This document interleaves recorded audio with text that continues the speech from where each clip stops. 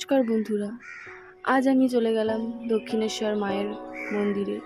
আমার বাড়িতে এসেছিল আমার এক বান্ধবী, আমার বরের বন্ধুরা সবাই মিলে চলে গেলাম।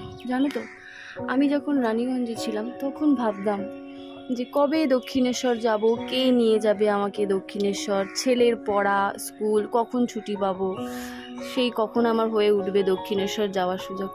এমনই ভাগ্য, আমি এখন মায়ের সামনেই আমি চলে এসেছি। আমি থাকি কলকাতাতে, আমার বরের চাকরির সূত্রে আমি যখন তখন এখন দক্ষিণেশ্বর চলে যেতে পারবো। আজ সেই সূত্রে চলে গেলাম আমি আমার বান্ধবীদের সাথে দক্ষিণেশ্বর।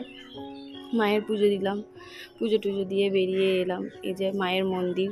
তারপরে খিদে পেয়েছিল, পুজো দেওয়ার পর বাচ্চারা সব খেতে বসেছে, খেয়ে এলাম কিছু। আমরা রেস্টুরেন্টে ঢুকলাম, গিয়ে জল খাবার তো কিছু খেয়ে যায়নি, সকালে চা খেয়ে বেরিয়েছিলাম, ওই ছোলা বাটারা খেলাম। এই যে বান্ধবী আর বান্ধবীর বর, মানে আমার বরের বন্ধু আর ওর বউ, সেও আমার বান্ধবী। খুব আবার চলে গেলাম ব্যারাকপুর দাদা বৌদির বিরিয়ানি খেতে। তো অনেক দিন ধরেই ভাবছিলাম যাবো যাবো করে, যাওয়া হচ্ছে না, তো ওরা এলো, তো ওদের সাথে চলে গেলাম বিরিয়ানি খেতে।